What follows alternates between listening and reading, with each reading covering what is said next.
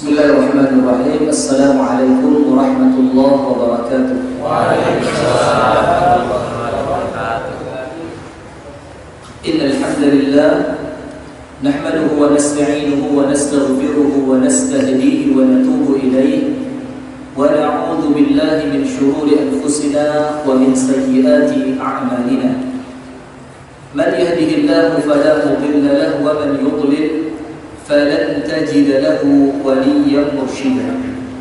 أشهد أن لا إله إلا الله وحده لا شريك له وأشهد أن محمدا عبده ورسوله صلى الله عليه وعلى آله وأصحابه ومن والاه. أعوذ بالله من الشيطان الرجيم. يا أيها الذين آمنوا اتقوا الله حق تقاته ولا تموتن إلا وأنتم مسلمون. اللهم أنت ربي لا إله إلا أنت خلقتني وأنا عبدك وأنا على عهدك ووعدك ما استطعت. أعوذ بك من شر ما صنعت. أبوء لك بنعمتك علي وأبوء بذنبي فاغفر لي فإنه لا يغفر الذنوب إلا أنت.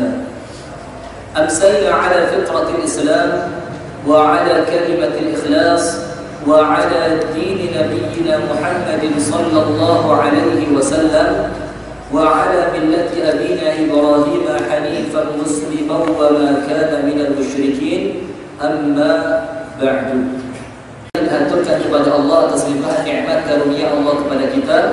Maka sampai di malam hari yang penuh dengan keberkahan ini, pada malam yang ke-21 di bulan Dzulqa'dah atau Dzulqa'dah, kita bertemu dalam majelis yang mulia ini dalam rangka kembali talabul ilm, saling mengingatkan, wa tawassaw bil haqq wa tawassaw bis sabr. Semoga apa yang kita niatkan, semoga apa yang kita lakukan di malam hari ini mendapatkan keridhaan dari Allah dan kemudian dicatat oleh Allah sebagai suatu ibadah. Amin ya rabbal alamin. Berikutnya salawat beserta salam semoga tercurahkan dan terlimpahkan kepada uswah kita, suri tauladan kita dan kekasih kita bersama, Nabi besar, Nabi agung, An-Nabi Muhammad sallallahu alaihi wasallam, beserta seluruh keluarganya, beserta seluruh istrinya, beserta seluruh sahabatnya dan seluruh pengikutnya. Maka Allah, materi kita di malam hari ini, pentingkah kita menikah? Pentingkah kita berbakti? Kalau pentingkah kita menikah, nggak usah ditanya, jelas penting, jelas penting.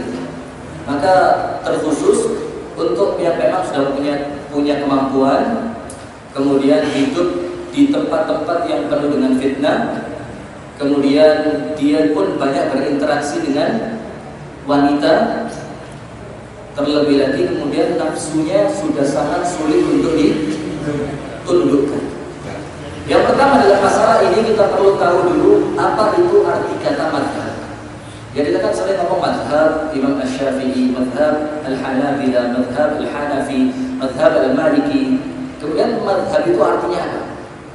Coba yang bisa saya kasih hadiah buku yang sedang booming sekarang. Silakan. Pemahaman, pendapat kurang. Coba madhab, silakan. Andi. Kenapa? Hidup. Apa? Pendapat cara ibadah. Belum juga. Silakan madhab itu. Cari Google, Apa? Pak Anto apa? Ukuran. Tuntunan juga belum. Sudah, daripada waktu kita habis ya. Silakan lagi. Apa tadi? Mengikuti. Aduh, kenapa kamu betul terus nanti? Nanti saya kasih gitar buat kamu. Tidak sih. Dapat kitab nikah ini. Dapat kitab insya Allah, surat nikah. Kitab yang lebih booming sekarang. Min akhlaqis salaf. Tak apa, nanti bisa bacanya. Jadi madhab itu diambil dari kata berbahasa Arab, dari akar kata zahaba yadhabu. Yang artinya dhahaba yadhhabu itu artinya pergi. Jadi madhab itu artinya Anda pergi mengikuti jalan ini. Kamu tahu dari mana? Belajar. Tidak ada tambah-tambah Google itu. Kalau Anda tambah Google. Nah, di sini masih murni ini. Kalau kita ini cari ilmu dari Google dan nggak boleh dipungkiri. Dan mohon maaf, tidak tercela juga. Tidak tercela. Sekarang ini banyak orang tercela. Ilmunya sangatnya terakhirnya Mbah Google. Loh, kalau memang ilmu yang kita cari di Google itu ilmu yang benar, berdasarkan dalil yang benar, dengan istinbat hukum yang benar, apa cacatnya di situ? Apa aibnya? Tidak ada aibnya. Walaupun tetap kalau kita bilang afdal dan lebih baiknya, lebih baik tentu mencari ilmu melalui guru. Walaupun tetap siapapun yang mau cari ilmu sekarang wasilahnya banyak, caranya banyak. Sehingga madhab arti awalnya dhahaba yadhhabu artinya pergi dengan mengikuti. Nah, kemudian arti lainnya apa? Maslak. Maslak itu rel untuk kita berjalan. Jadi rute kita mau berjalan itu namanya maslak. Itu madhab secara bahasa. Madhab secara syariah apa artinya? Secara Islam, madhab artinya adalah mengikuti salah satu imam yang terpercaya pada pendapatnya. Sekali lagi ya, madhab secara Islam artinya adalah mengikuti salah satu imam yang terpercaya pada pendapatnya. Jadi kita ikuti pendapatnya. Beliau imam madhab itu berpendapat apa dalam suatu masalah, kemudian kita baca dalilnya, kita sepakat dengan pemahamannya, kemudian kita aplikasikan dalam kehidupan kita dan kita dakwahkan itu namanya kita mengikuti madhab tertentu.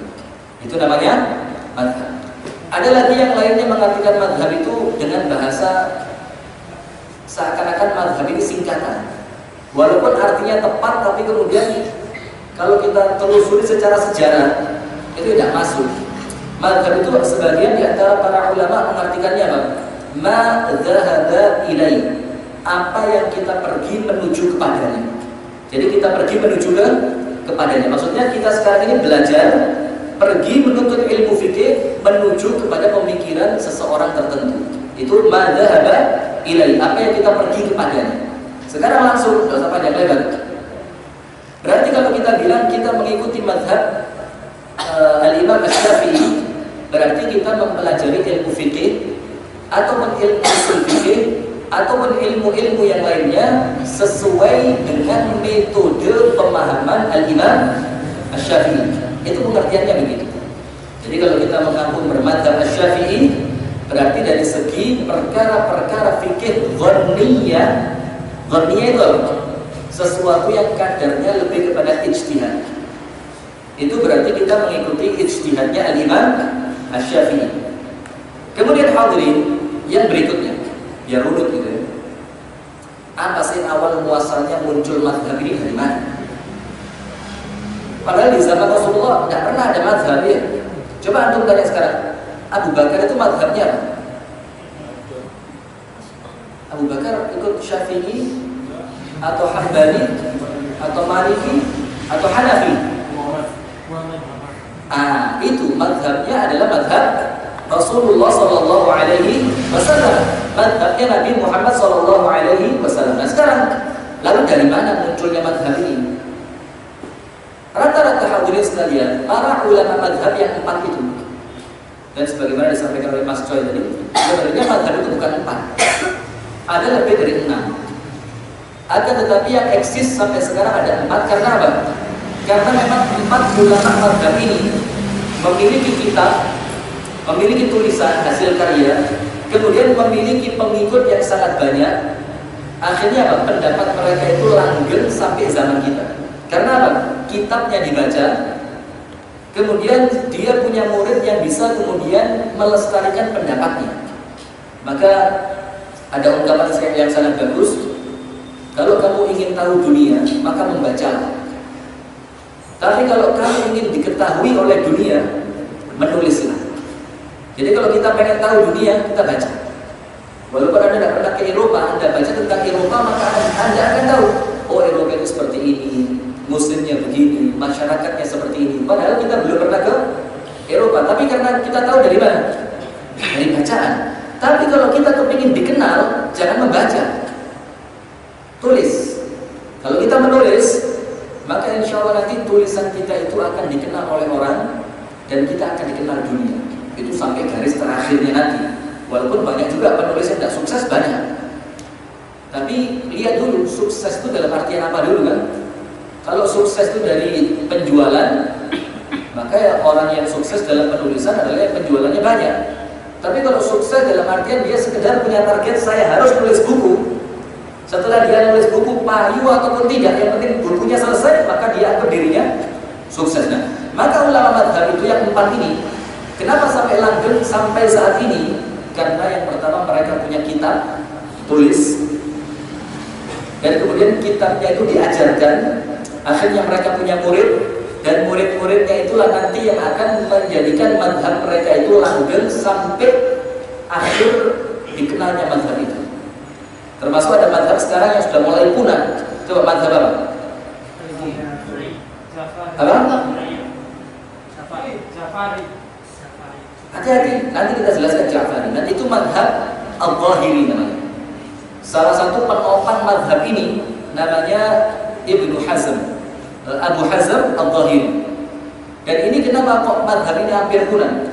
Gara-gara memang murid-murid pada madhab Zahiri ini cuma sedikit, peminatnya sedikit.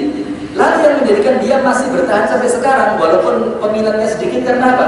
Karena madhab ini punya kitab. Kitabnya apa? Al-Muhalla. Kitabnya apa? Al-Muhalla. Maka dari kitab itu, walaupun pengikutnya sedikit, selama kitab ini dibaca sama orang, kemudian ada orang yang cocok, maka akan condong kepada madhab Zahiri. Nah, tapi ini tidak terkenal.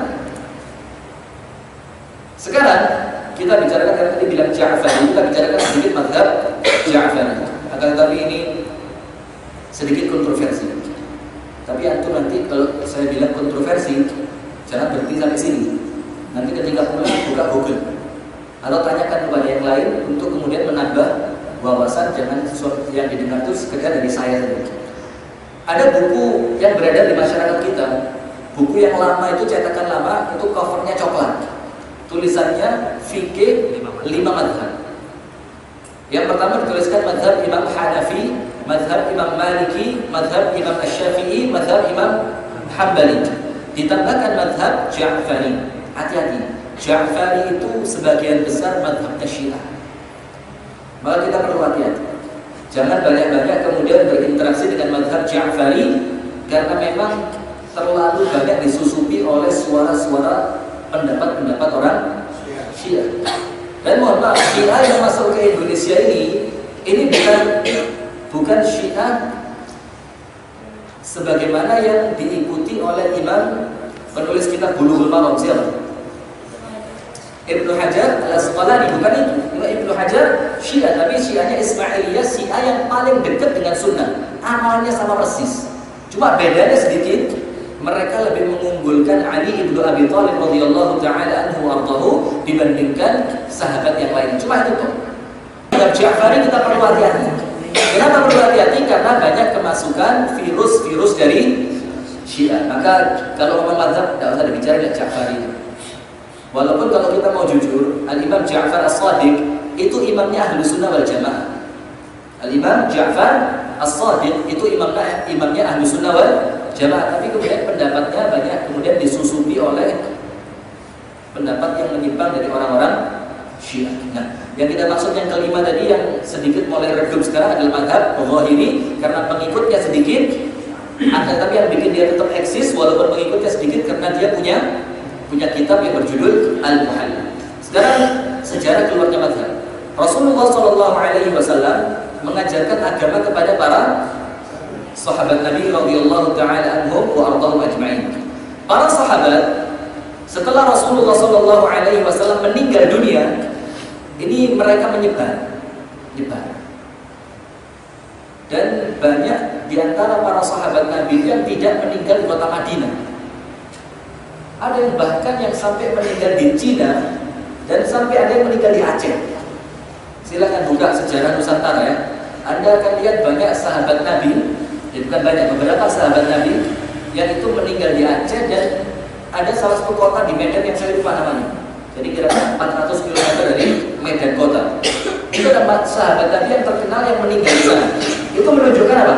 Menunjukkan mereka berusaha menyebarkan Islam. Nah, sudah Rasulullah kepada para sahabat ajaran yang diterima oleh para tabi'in. Nah, di kalangan tabi'in inilah muncul para ulama mazhab. Ada yang tabi'in, ada yang tabi'ut tabi'in. Kalau yang tabi'in, Imam Hanafi. Siapa namanya Imam Hanafi? Nu'man ibnu Bashir. Nu'man ibnu Bashir, atau ada yang mengatakan Nu'man ibnu Thabit Al-Hanafi. Itu namanya Imam Hanafi, itu yang paling saya kenal. Beliau ini sempat berjumpa dengan sahabat Nabi. Nah, maka beliau adalah seorang tabi'in. Walaupun yang lainnya tabi'ut tabi'in, Imam Malik, Ibnu Anas, ada yang mengatakan Imam Malik juga tabi'in. Kemudian Imam Ahmad dan Imam Asy-Syafi'i rahimahullah taala rahmatan wasi'ah. Nah, sudah ketika diajarkan secara turun-menurun tadi, ada kemudian beberapa orang yang menonjol ilmunya. Nah, kemudian beberapa orang yang menonjol ilmunya tadi, itu yang sampai saat ini kita kenal mereka sebagai ulama mazhab. Yang pertama Imam Hanafi, yang kedua Al-Imam Malik, Al-Imam Syafi'i, Al-Imam Ahmad bin Muhammad ibnu Hanbal. Ini 4 orang yang kemudian terkemuka di zamannya. Karena orang di zaman itu sangat cerdas, kuat hafalannya, dan luar biasa. Kan saya sering ceritakan di majelis kami bagaimana kehebatan Al-Imam Syafi'i. Imam Syafi'i ini selain hebat, beliau cerdik. Selain hebat, beliau juga cerdik sekali orangnya. Kalau kita ceritakan sampai jam 12 malam kita cerita Imam Syafi'i. Atau kita akan buka di Google kecerdikan Al-Imam Syafi'i. Itu luar biasa. Itu sesuatu yang mungkin tidak kita pikir. Itu bisa terfikirkan oleh Al-Imam Syafi'i. Nah, sudah. Kemudian dari situ dari 4 orang yang terkemuka tadi, itu punya banyak pengikut.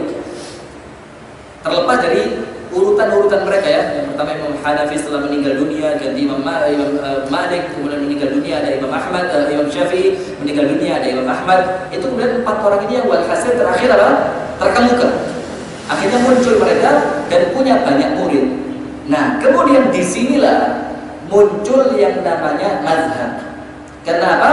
Karena banyak murid yang mempelajari ilmu fikih, ilmu usul fikih, ilmu hadis ataupun yang lainnya mengikuti metode gurunya.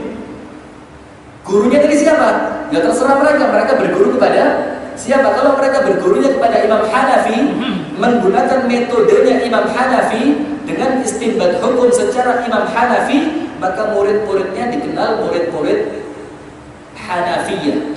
Murid-murid Hanafiyah yang pada akhirnya menggiring opini seakan-akan mereka ini mengelompok pada mazhab Imam Hanafi. Padahal kalau kita mau tahu, tidak ada satupun di antara 4 ulama mazhab itu yang betul-betul niat bikin mazhab, tidak ada. Tidak ada.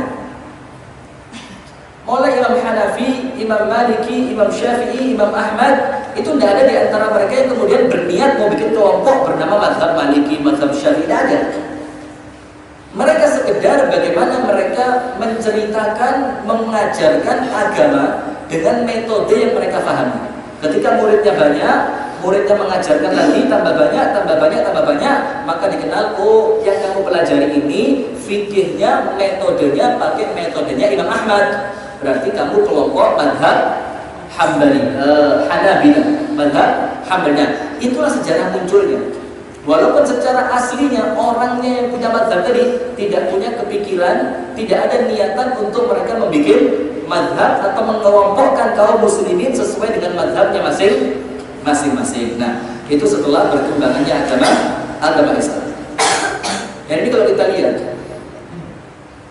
Indonesia dan Asia Tenggara secara umum itu kebanyakan pakai mazhabnya Syafi'iyah, mazhab Al-Imam Asy-Syafi'i. Kemudian daerah Hijaz itu Teluk sana, Arab dan sekitarnya, itu rata-rata menggunakan mazhab Hambali. Kalau Anda ke Afrika, Afrika, Mesir, termasuk Afrika, itu Anda akan mendapati mazhab Maliki. Dan Maliki ini, dan mereka itu Malikinya Maliki yang gotek. Ngerti Maliki gotek itu? Yes, Maliki luar dalam juga. Luar dalam Maliki. Dan mereka itu lebih terkenal ta'assubnya, lebih terkenal fanatik. Tapi kalau kita ke arah Turki dan sedikit bagian Eropa, Anda akan mendapati mazhab Hanafi. Maka ketika Anda pindah-pindah tadi, Anda nanti insya Allah oleh Allah dikasih rezeki ya, bisa keliling dunia gitu, ngajak istrinya. Amin. Ngajak istrinya ini karena jangan amin dulu, itu istrinya belum punya nih. Jadi sudah punya istri silakan mengaminkan. Kita ngajak istri itu keliling Eropa, keliling mana, itu kita akan mungkin kalau tidak punya ilmu yang cukup, kita akan terkaget-kaget. Karena kita mendapati mungkin dari tata cara sholat saja sudah berbeda. Lu kok begini sholatnya? Lu kok begini sholatnya? Karena memang mereka memiliki mazhab yang berbeda. Nah, kemudian hadirin sekalian, kita akan mengenal satu persatu secara singkat para ulama mazhab. Yang pertama Al-Imam Al-Hanafi, namanya An-Nu'man ibnu Thabit. An-Nu'man ibnu Thabit Al-Hanafi. Beliau ini lahir di Irak dan tinggal di Irak. Lahirnya tahun 80 Hijriah. Berarti masih dekat sekali dengan zaman Rasulullah ya. Rasulullah meninggal tahun berapa Hijriah? La ilaha illallah Muhammadur Rasulullah. Allahumma shalli ala Muhammad wa ali Muhammad. Karim, Rasulullah meninggal tahun berapa Hijriah? 13. Tidak apa-apa. Saya maklumi kalau kamu lupa karena belum punya yang mengingatkan ya. Segera cari seseorang yang bakal mengingatkan kamu. Rasulullah itu di Mekah berapa tahun? 10. Di Madinah? 13. Jangan dibolak-balik. Jangan dibolak-balik. Rasulullah di Mekah berapa tahun? 10. Di Madinah? 13. Jadi dihitung aja, berarti Rasulullah meninggal berapa Hijriah? 13 Hijriah. Rasulullah meninggal 13 Hijriah, sementara Al-Imam Al-Hanafi lahirnya tahun 80 Hijriah. Masih dekat sekali. Jadi masih hangat gitu.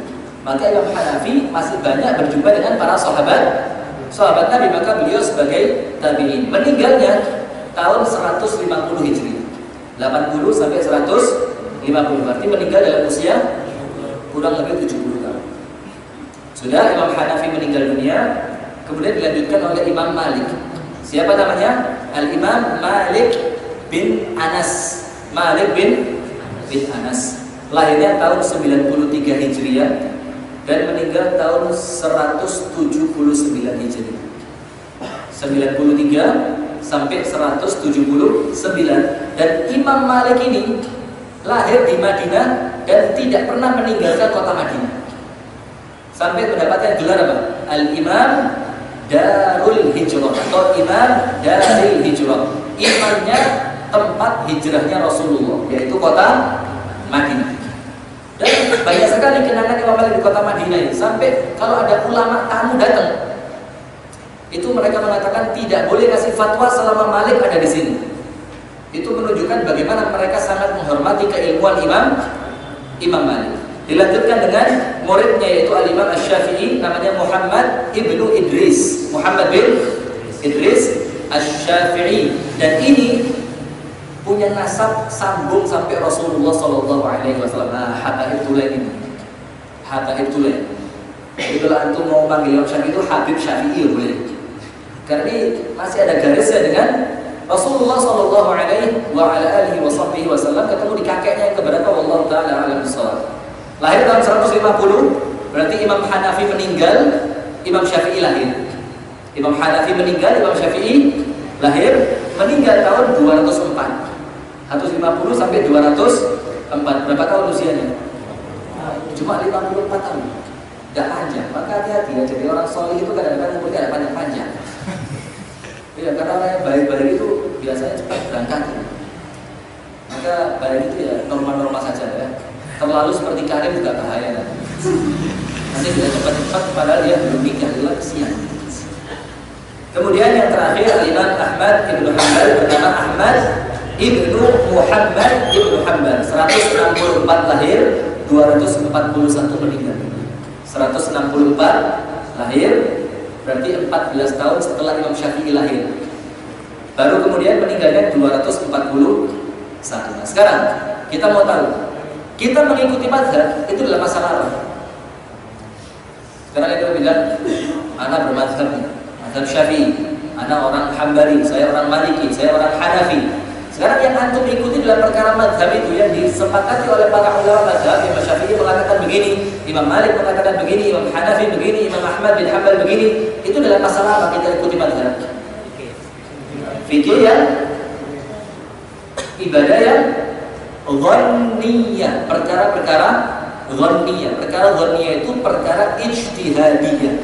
Perkara ijtihadiyah yang para ulama mazhab berijtihad dari landasan Al-Quran dan Sunnah. Kalau perkara yang bukan ijtihad, perkara qat'i, itu tidak pakai antum ngomong, oh Syafi'i mengatakan sholat wajib, sholat waktu itu wajib, tidak perlu. Imam Syafi'i menurut mazhab Syafi'i, sholat duhur hukumnya wajib 4 rakaat. Ya tidak perlu mazhab Syafi'i kalau begitu. Ya semua orang Islam mulai zaman dulu sampai akhir zaman insya Allah tahu kalau duhur wajib berapa rakaat. Nah, maka yang kita ikuti dalam perkara mazhab ini adalah perkara-perkara ijtihadiyah. Sebagaimana Al-Imam Asy-Syafi'i dan sebagian ulama Asy-Syafi'iyah dan sebagian ulama Hanabilah mengatakan kalau bersentuhan antara laki-laki dan perempuan yang bukan mahram itu membatalkan wudu. Itu kan ijtihadiyah. Perbedaan pendapat dari kalangan para ulama. Tapi Imam Malik bilang tidak batal dan sebagian ulama Hanafi bilang tidak batal. Arti lamastumun nisa, kalian menyentuh wanita, artinya adalah berhubungan suami istri. Tolong Karim tutup telinganya sebentar. Berhubungan suami istri itu yang membatalkan wudu, bahkan bukan hadas kecil menjadi hadas besar. Nah, maka ada di antara kita yang kemudian ini cerita kisah nyata ini. Ada sebagian dari tempat-tempat manasik haji kan diberitahu kita ini mazhab kita Syafi'i ya. Dan itu populer, sering kita dengar mazhab kita Syafi'i ya. Nah, kalau kita orang Syafi'i ya, maka kita berkeyakinan bahwa nanti kalau Anda tawaf ternyata Anda kok tempelan sama perempuan, menyentuh perempuan. Orang tawaf itu kan terbuka ya, sebagian dari badannya itu terbuka, maka sangat memungkinkan dia berjubel, akhirnya bergesekan dengan wanita yang bukan mahramnya itu. Nah, kalau mazhab kita itu batal. Nah, padahal antum bayangkan ya, yang pernah haji atau umroh ya, antum ngulang wudu di depannya Ka'bah itu, waduh, baru keluar musrah, turun ke bawah dari tempat wudu, balik lagi, itu susah juga. Nah, maka diberitahukan di tempat manasik haji itu apa? Oleh sebab itu, mulai Anda nanti naik pesawat terbang sampai Anda turun kembali ke bandara Indonesia, niatkan mazhabnya dirubah ya. Kita ganti mazhab Maliki sementara. Nawaitunya pun nawaitu yang sementara. Nawaitu pindah mazhab Syafi'i, pindah mazhab Maliki. Yang ini pindah mazhab ini niatnya sementara, ya Allah, nanti kalau saya sudah balik ke Indonesia, saya balik Syafi'i kok. Saya tetap kok sama Syafi'i. Saya bahasanya itu setia. Nah, tak bisa. Nah, maka dari sini hadirin sekalian, kita perlu tahu yang kita ikuti dari para ulama mazhab itu bukan perkara-perkara qat'i. Bukan perkara-perkara yang memang sepakat orang Islam, kaum muslimin sepakat. Contoh, zakat wajib apa tidak? Wajib. Menurut mazhab Syafi'i, zakat wajib. Ya, tidak usah ngomong menurut mazhab Syafi'i, semuanya bakal ngomong zakat. Nah, cuma nanti kemudian berbeda pendapatnya di mana? Mengeluarkan zakatnya pakai apa? Pakai uang sah apa tidak? Nah, itu baru yang ada perbedaan pendapat di kalangan para ulama. Nah, baru kita condong kepada pendapat yang mana, dan setelah kita condong kemana, baru ketahuan kita saat itu pakai mazhab mana. Gitu ya, sudah paham? Kemudian, sekarang pertanyaan yang mau kita jawab dalam materi ini, pentingkah kita ini bermazhab? Penting atau tidak? Ya penting, tidak penting. Begitu jawabannya, iya betul memang. Serius, saya jangan ketawa. Kenapa kamu ketawa? Saya mau serius begini. Adi jangan ketawa ya. Kalau tidak ketawa cepat nikah. Udah ketawa tapi. Saya bilang kalau tidak ketawa cepat nikah. Jangan ketawa ya. Masya Allah, ganteng udah ketawa. Udah ketawa lagi. Sudah ya. Maka pentingkah kita bermadzhab? Sekarang begini hadirin, kita jawab pentingkah bermadzhab? Ya penting, ya tidak penting. Pentingnya apa? Pentingnya untuk kemudian supaya tata cara kita belajar agama ini terarah. Karena mazhab tadi kan kita yakini sebagai sekedar metode bagaimana kita mempelajari agama ini. Kalau kita ikuti caranya Al-Imam Asy-Syafi'i, maka kita mengikuti beragama dengan mazhab Imam Syar'i tidak. Maka kalau begitu, supaya keinginannya supaya kita terarah, maka penting. Maka begini, kita akan sulit meluaskan ilmu kita dalam masalah khilafiyah. Sekali lagi ya, ini yang sekarang kita perlu dewasa menyikapi. Karena banyak orang sekarang itu dia tidak pernah belajar ikhtilaf pendapat di antara para ulama yang kemudian dampaknya berat. Apa dampaknya? Dampaknya akhirnya ketika dia memandang orang lain tidak serupa dengan dia, langsung dibilang salah. Ini nanti hati-hati, malah malu-maluin nanti. Bukan gara-gara salah, tapi gara-gara mungkin ilmu kita yang belum kita pernah belajar yang seperti itu. Tapi oleh sebab itu, gara-gara kita sudah tidak pernah mempelajari ikhtilaf para ulama, yang kita pelajari cuma satu bentuk tok. Begini pokoknya, kang ini yoga. Ini nanti menjadikan otak ini cepat. Apa bahasa Indonesia cepat itu? Sempit. Cara berpikirnya sempit, tidak luas. Padahal kita ini disuruh berteman dengan siapapun dalam artian yang positif ya.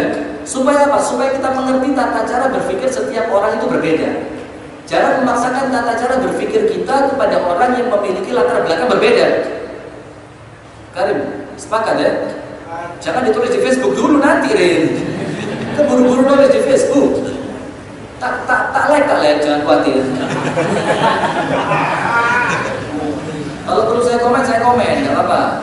Tapi jangan tulis sekarang, Rin. Konsentrasi dulu. Maka jangan pernah memaksakan tata cara berpikir kita kepada orang lain yang latar belakangnya memang berbeda. Tak mungkin bisa. Tidak mungkin bisa. Nah, dari sini kemudian kita katakan berarti apa? Belajar madhab itu bisa penting. Supaya apa? Supaya kalau kita melihat orang lain yang berbeda dengan kita tidak serampangan mengatakan mereka salah. Contoh, orang-orang yang dari awal hidupnya hidup di negeri-negeri Hambali. Salah satu cirinya apa?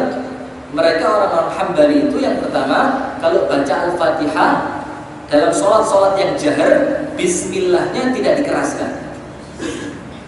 Bismillahnya tidak dikeraskan. Ciri yang kedua, ini yang gampang kita lihat saja ya, walaupun menyempitkan seperti itu juga tidak boleh sebenarnya ya. Cuma ini kan kita sekedar mau mendekatkan makna saja. Ciri yang kedua, kalau sholat subuh mereka tidak akan pernah pakai kunut. Nah, kemudian yang menjadi masalah, kalau kita tidak pernah berusaha memahami madhab yang lainnya, jamnya cepat sekali. Kalau kita tidak pernah memahami madhab yang lainnya, nanti kalau pas pindah ke Indonesia, sholat subuh, ternyata di Indonesia subuhnya sebagian, terutama teman-teman yang bermadhab Syafi'i berkunut. Akhirnya dia seakan-akan menganggap, oh ternyata sholat subuhnya salah. Ini bid'ah, ini subuhnya ada tambahannya ini. Dan berarti sholatnya tidak sah karena menambahkan sesuatu yang sebelumnya tidak ada. Karena apa? Karena dia hanya mempelajari satu madhab saja dan tidak pernah mempelajari ikhtilaf para ulama. Dari segi ini, maka belajar madhab itu menjadi penting. Tidak pentingnya di mana? Tidak pentingnya di mana? Coba nanti. Kalau pentingnya kan supaya kita tahu bagaimana orang itu berpikir dengan madhabnya masing-masing, sehingga kita bisa berpikir luas, tidak gampang menyalahkan orang. Tidak pentingnya di mana? Tidak pentingnya di mana coba? Di mana? Itu kan dampaknya. Yang menjadikan belajar madhab itu tidak penting apanya gitu.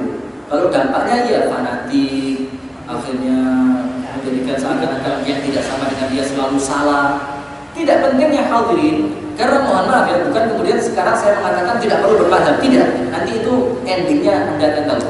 Tidak pentingnya, karena sarana yang mengantarkan kita mencari ilmu yang sahih saat ini sudah sangat banyak.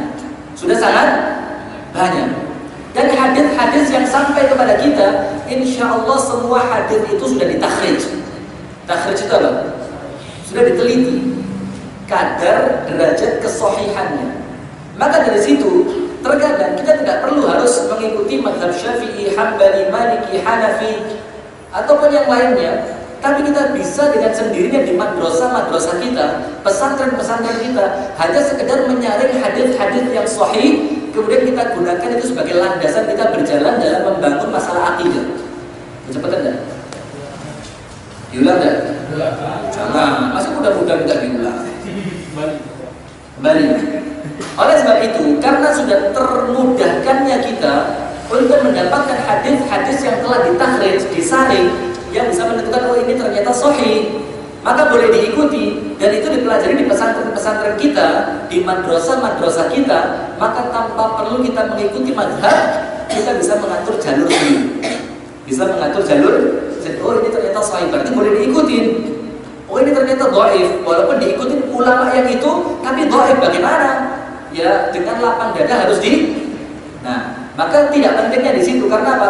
Kemudahan kita untuk mendapatkan dasar dalil agama. Apa dalilnya agama? Al-Quran dan Sunnah ditambah dengan ijma' dan qiyas. Ijma' dan qiyas itu bisa kita saring saat ini.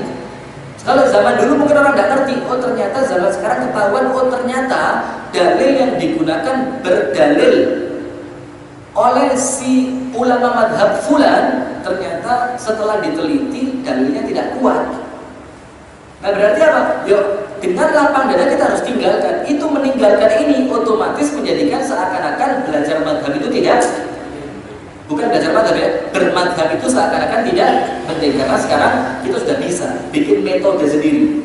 Walaupun mohon maaf jangan disalahartikan, kita bisa bikin metode sendiri. Itu bukan berarti kemudian setiap pribadi kita bisa mengatur dewi-dewi. Bukan. Maksudnya apa? Kita berjalan di atas metode Al-Quran dan hadis yang sahih. Nah sudah. Sekarang intinya, berarti boleh apa tidak kita bermadhab? Coba disimpulkan. Boleh apa tidak? Boleh selama sahih. Sangat boleh sekali. Bukan cuma boleh, baik. Sangat amat boleh sekali. Sangat amat boleh sekali. Sekarang kenapa bermadhab itu boleh? Pikiran kita yang sekarang yang gampang saja. Silakan dipikir. Kira-kira ulama madhab zaman dulu itu mereka bikin pendapat mereka itu serampangan atau hati-hati? Itu tentu sangat hati-hati sehingga tidak bisa gampang-gampang disalahkan. Woi bermadhab itu bid'ah itu tidak boleh bermadhab. Tidak ada madhab di zaman Rasulullah. Loh, ingat dulu. Imam Hanafi itu bukan orang bodoh, dan bahkan mungkin pun diadu sama orang paling alim di zaman kita sekarang ini, mungkin masih pintar Imam Hanafi. Kemudian berikutnya Imam Malik, apalagi mungkin kalau kita bandingkan dengan orang terpintar di zaman kita sekarang, siapa coba? Aku sebutkan orang paling pintar di zaman kita sekarang siapa? RM Karim, Raden Mas Karim. RM itu apa, Rim? Rumah makan. Romo, rumah makan, Raden Mas, Raja Minyak, Rabi Maneh. Oh, amin ya.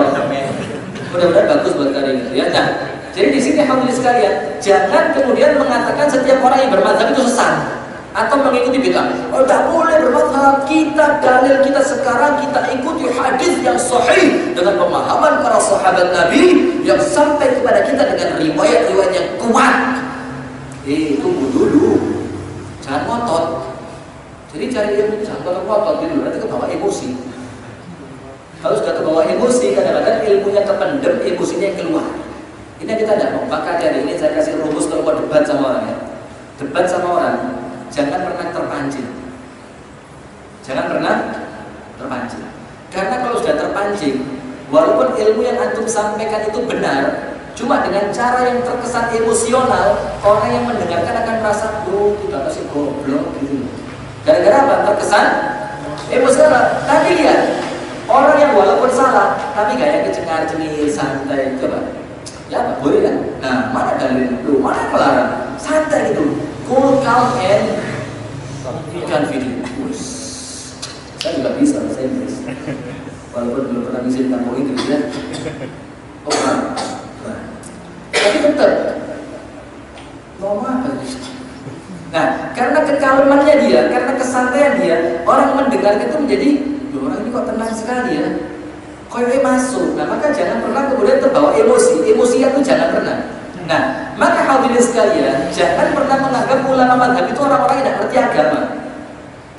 Tentu mereka orang yang sangat paham agama. Bahkan mohon maaf, sebelum kita ngerti agama, bagaimana cara istinbat hukum, bagaimana memahami usul fikih, bagaimana ilmu mustalah hadis, bagaimana ilmu al-jarh wa ta'dil, menilai para perawi hadis itu mereka sudah ngerti duluan.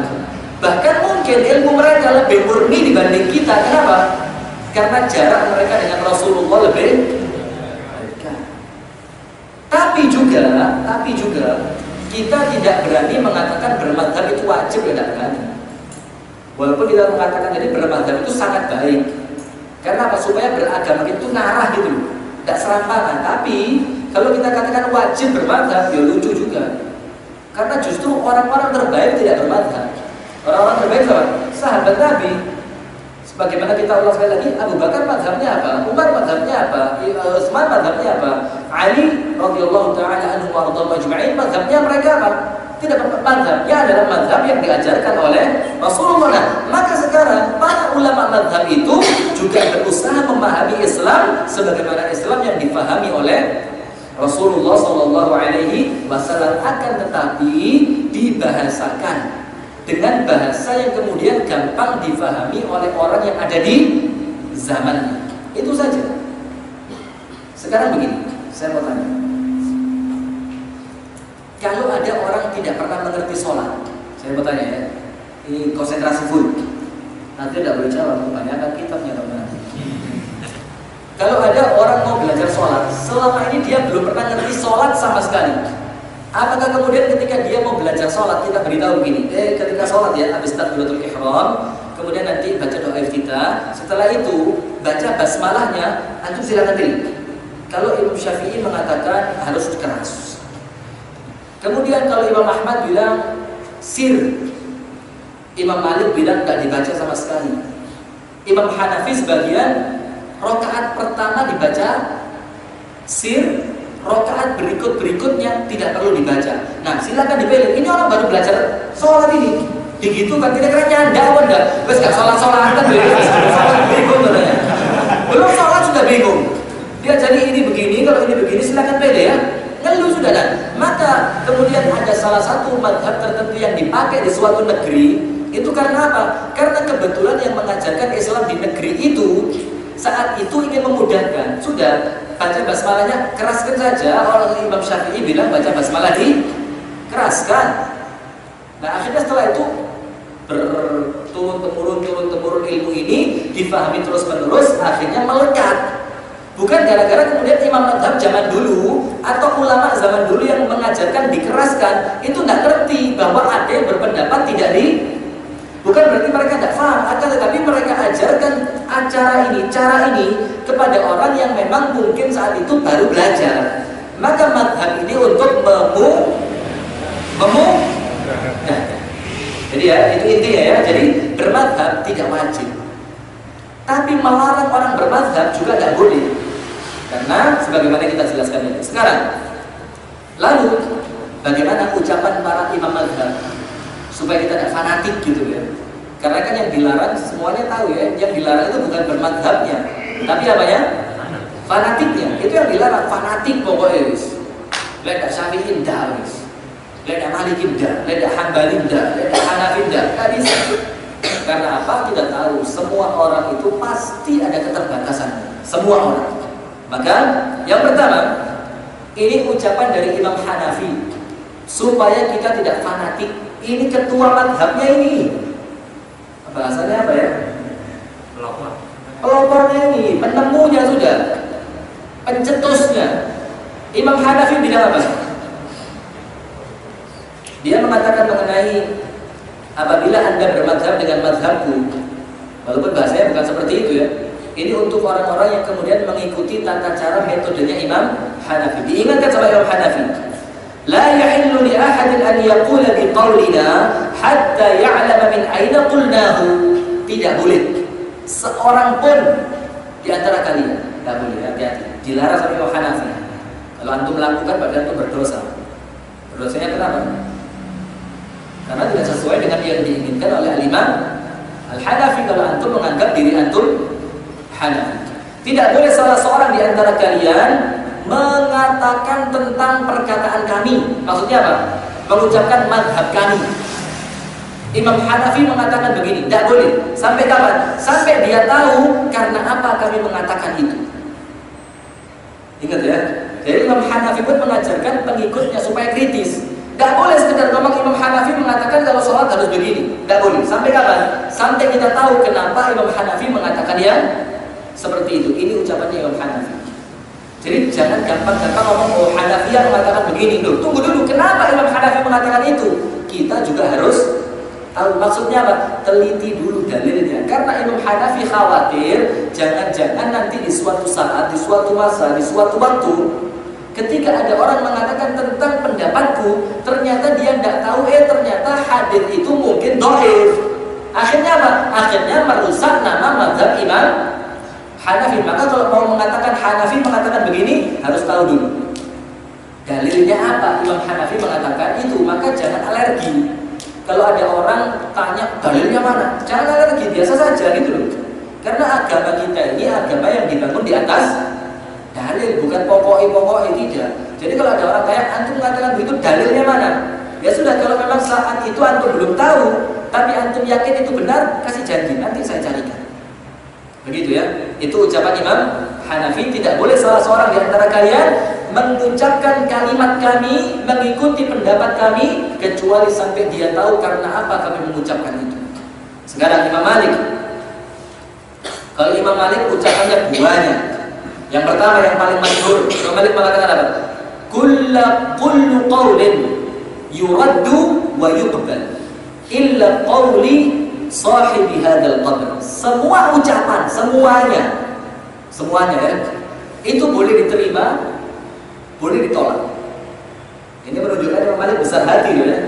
Jadi dia ngomong Imam Madhab ini dengan keilmuan yang luar biasa, tetap dia bilang semua ucapan boleh diterima, boleh ditolak. Maka kita jangan baper gitu loh kalau pendapat kita ditolak. Wah, kurang ajar kamu, tidak menghormati saya, tidak ikut kelompok saya. Santai saja. Rasa ngoyo-ngoyo gitu. Dakwah ini sekedar menyampaikan, cocok pakai, tidak cocok ya wes urusan antum gitu loh. Jangan pokok kalau ikut kajian anak, jenggot antum harus sekian, celana antum harus sekian, kalau pakai jilbab harus sampai sekian. Waduh, sudah tidak usah ngoyo-ngoyo gitu. Bismillah, jalan-jalan, belajar-belajar gitu loh. Nanti suatu saat ketika dia mengikuti kita secara terus-menerus, secara istiqomah, maka otomatis akan terwarnai, Nah, maka Imam Malik mengatakan setiap ucapan boleh ditolak, boleh diterima, kecuali ucapannya penghuni kuburan ini. Kuburan ini yang dimaksud Imam Malik saat itu siapa? Kuburannya Rasulullah Shallallahu Alaihi Wasallam. Karena Imam Malik ini majelisnya di Masjid Nabawi. Maka ditunjuk kuburannya orang ini. Kalau yang penghuni kubur ini ngomong Rasulullah SAW tidak boleh ditolak, tidak boleh ditolak. Itu ucapannya Imam Malik. Menunjukkan apa? Kalau sekedar pendapatku saja boleh jadi masih ada kemungkinan salah. Tapi kalau itu pendapat datangnya dari Rasulullah, maksudnya apa? Kalau ternyata kalian dapatkan hadis yang sahih dari Rasulullah, maka yang diikuti yang mana? Hadisnya Rasulullah Shallallahu Alaihi Wasallam. Ucapan Imam Malik yang lainnya, ini yang menunjukkan tawadhu'nya Imam Malik. Tawadhu itu artinya apa? Rendah hati. Imam Malik bilang apa? Inna ana bashar. Aku ini manusia biasa. Bayangkan ini sekelas Imam Malik masih tidak sok-sokan aku ini ustaz besar. Tidak begitu. Imam Malik bilang, aku ini manusia biasa. Kemudian ukhti wa usib, terkadang salah, salahnya diduluin loh ya, bukan benernya diduluin. Terkadang aku salah dan boleh jadi di lain waktu aku benar. Kemudian fanzuru fi qawli, maka perhatikan setiap pendapatku. Kata Imam Malik, perhatikan, maksudnya jangan fanatik dengan pendapatku, perhatikan setiap pendapatku. Fa kullu ma wafaqa al-kitab was sunnah, setiap yang pendapatku sesuai dengan Al-Qur'an dan Sunnah, maka ikuti. Kemudian wa ma lam yuwafiq al-kitab was sunnah fatruku. Tapi kalau kalian dapat dari pendapatku tadi tidak sesuai dengan Al-Qur'an dan Sunnah, maka tinggalkan. Imam Malik luar biasa. Jadi ini menunjukkan jangan sampai fanatik. Ucapan Imam Syafi'i, Imam Syafi'i mengatakan ucapan yang sangat masyhur apa? Idza shahhal hadits fa huwa madhhabi. Kalau ada hadis yang sahih, maka hadis itu aku ambil sebagai madhabku. Walaupun sebelumnya aku mengatakan tidak sama dengan hadis itu. Dalam ucapan yang lainnya, kalau kalian dapatkan hadis yang sahih bertentangan dengan ucapanku, bagaimana? Lemparkan ucapanku ke balik tembok. Itu menunjukkan Imam Syafi'i pun yakin nanti bakal ada orang-orang yang mengikuti beliau. Maka caranya bagaimana? Jangan sampai kalaupun aku salah ngotot diikuti. Maka Imam Syafi'i bilang, kalau kalian temukan hadis yang sahih bertentangan dengan pendapatku, maka lemparkan pendapatku ke belakang tembok. Yang terakhir ucapan Imam Ahmad. Imam Ahmad mengatakan apa? Man radda hadits Rasulullah sallallahu alaihi wasallam fahuwa ala syafa halakah. Barang siapa yang menolak hadis yang sahih yang datangnya dari Rasulullah, maka dia ada di jurang kehancuran. Jadi maksudnya semua ucapan ini apa? Silakan bermadhab. Tapi kalau kita tahu dari madhab yang kita ikuti itu ternyata ada yang lebih kuat, bukan berarti kemudian namanya kita pindah madhab, kita plagiat, kita pelin-pelan, bukan. Akan tetapi kita justru mengikuti pendapat yang paling kuat, walaupun pendapat itu menyelisihi pendapat dari madhab yang kita ikuti. Sekarang sebagai penutup, bagaimana kita menyikapi madhab? Kalau kita bermadhab ini, kita menyikapi madhab sebagai apa? Yang pertama, sebagai perantara untuk kita memahami syariat dengan benar. Itu yang pertama. Jadi kalau kita bermadhab, fahami saja, madhab ini bukan tujuan utama. Bukan apa? Bukan tujuan. Jadi yang dibela jangan madhabnya, tapi syariatnya. Karena kita bermadhab ini sekedar untuk mengantarkan kita memahami Islam dengan cara yang benar. Maka sekedar apa? Wasilah, sekedar perantara, cara. Maka kalaupun ada yang kita bela madhabnya atau syariahnya. Begitu ya. Yang kedua, kita memahami madhab ini bukan sesuatu yang wajib harus konsisten. Sini tok. Suara bagus sekali, tok. Terlalu motor, jangan motor. Nanti kena stroke cepat ya. Santai. Maka kita pahami madhab ini bukan sesuatu yang wajib harus konsisten di sini tok, tidak boleh pindah. Akan tetapi apa? Madhab ini sekedar tata cara kita memahami syariat dengan benar. Maka kalaupun ternyata ada dari madhab kita ini sesuatu yang salah, ya bukan berarti kemudian kita pindah madhab, bukan. Ya sekedar apa? Kita meluruskan pemahaman madhab kita. Jadi bukan maknanya pindah madhab. Sebagaimana saya ceritakan di awal tadi, ketika mau berangkat haji, mana saya diberitahu nanti Bu, mulai naik pesawat di Nawaitu kan Bu ya. Nawaitunya apa? Nawaitu pindah madhab. Pakai madhabnya siapa? Imam Malik. Karena Imam Malik bilang sentuhan tangan laki-laki perempuan bukan mahram tidak membatalkan wudu. Maka kalau Anda meyakini pembatal wudunya pakai Imam Malik, maka wudunya juga harus pakai wudunya Imam. Wih, panjang sekali. Tapi nanti kalau panjenengan sudah pulang, balik rujuk ke madhabnya Imam Syafi'i. Wajib yang kita tidak boleh ganti-ganti, bukan. Dan maknanya pun sebenarnya bukan ganti-ganti mazhab, tapi apa? Sekedar memperbaiki apa yang kita yakini dari mazhab kita. Kalau memang ternyata dari mazhab kita ada sesuatu yang tidak sesuai, bagaimana? Ya sudah kita pakai pendapat yang memang sesuai, bukan berarti kita pindah mazhab. Kemudian sekarang syarat antum boleh bermadhab. Dan bukan antum, juga saya juga. Syaratnya apa? Yang pertama, tidak boleh fanatik, ta'assub fanatik. Karena fanatik ini nanti menjadikan kita apa? Buta terhadap kebenaran. Buta terhadap fanatik ini bukan cuma pada mazhab saja, pada ustadz juga tidak boleh fanatik. Ini saya sering sampaikan, tidak perlu diulang ya, tidak perlu fanatik. Siapapun pendapatnya itu kita masukkan dulu. Kita pikir dengan baik, kita timbang dengan timbangan Al-Quran dan Sunnah. Kalau masuk, pakai.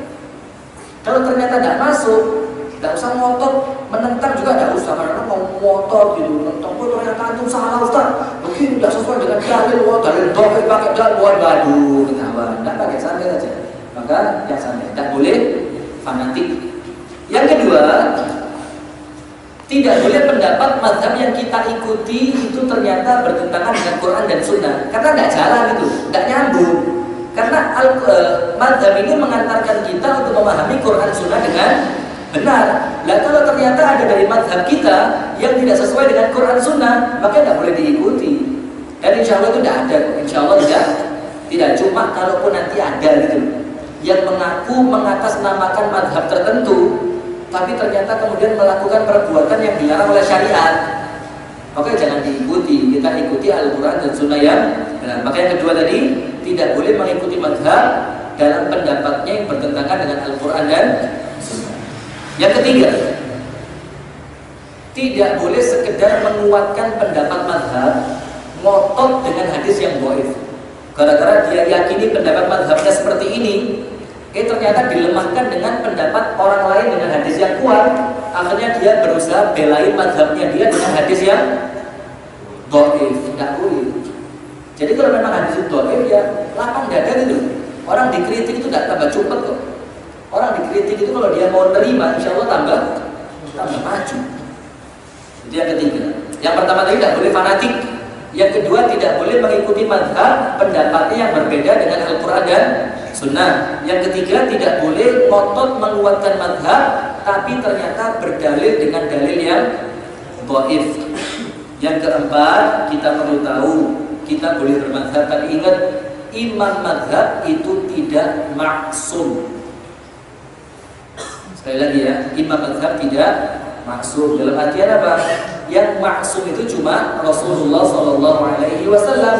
Maka kembali kepada ucapan imam mazhab tadi, mereka pun sadar boleh jadi benar, boleh jadi salah. Nah, oleh sebab itu, kalau kita meyakini imam mazhab tidak maksum, kalaupun ternyata belum tentu, kalaupun ternyata terdapat dari pendapat imam mazhab itu yang bertentangan dengan sabda Rasulullah, maka kita legowo. Karena kita yakin imam mazhab kita itu bukan orang yang maksum, maka boleh jadi ada yang salah. Kalau ada yang salah, berarti kita kembali kepada Al-Quran dan hadis yang sahih. Terakhir, dulu tarik nafas dulu, belum selesai. Terakhir, kita ini diperintahkan oleh Allah dan Rasulnya bukan diperintahkan mengikuti mazhab, tapi diperintahkan mengikuti Al-Quran dan Sunnah. Saya sebutkan saja ayatnya, tidak perlu dibaca. Surat Al-A'raf ayat yang ketiga. Allah katakan, ikuti apa yang telah Allah turunkan kepadamu dan jangan ikuti selainnya. Apa yang Allah turunkan? Al-Quran. Berarti perintahnya mengikuti Al-Quran. Yang kedua, surat Ali Imran ayat 32. Katakanlah, taatilah Allah dan Rasulnya. Apabila kalian berpaling dari Allah dan Rasulnya, sesungguhnya Allah tidak suka orang-orang yang kafir. Berarti apa? Perintahnya kita mengikuti Al-Quran dan Sunnah Allah dan Rasul. Yang ketiga, surat An-Nisa ayat 59. Ini perintahnya bukan mengikuti mazhab, tapi mengikuti Al-Quran dan Sunnah. Wahai orang-orang yang beriman, taatilah Allah, taatilah Rasulullah dan ulil amri. Dan apabila fa'in tanaza'tum, ini intinya, ini penting sebagai penutup bulan ini. Fa'in tanaza'tum fi syai'in, kalau kalian berselisih pandang dalam suatu pendapat, bagaimana caranya? Farudduhu ilallahi wa rasul. Kembalikan untuk menyelesaikan perbedaan pendapat itu kepada Allah yaitu Al-Quran dan kepada Rasul yaitu Al-Hadis. Begitu ya. Sekarang cukup sekian.